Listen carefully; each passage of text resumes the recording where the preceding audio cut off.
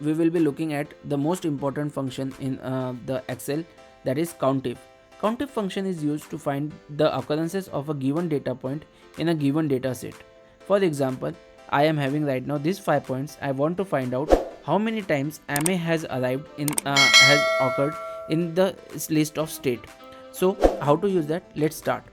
Type in equal to, then write COUNTIF, COUNTIF, then open bracket, then the range. I am having this range, I will just select this range, then comma, and then that the criteria is MA, then press enter.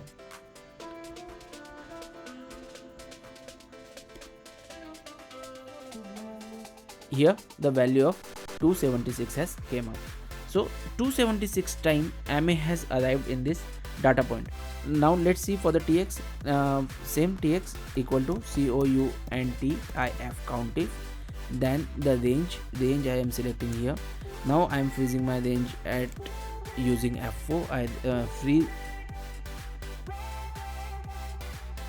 is my range, then comma, then take the TX as my point, then enter. You will find 3 times TX has arrived in a given data point.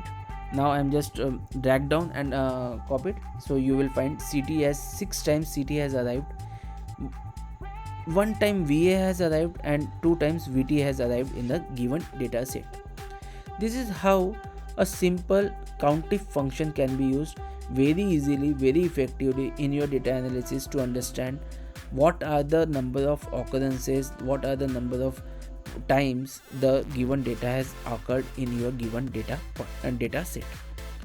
Hope you find this video very useful. See you into the next video. Thank you.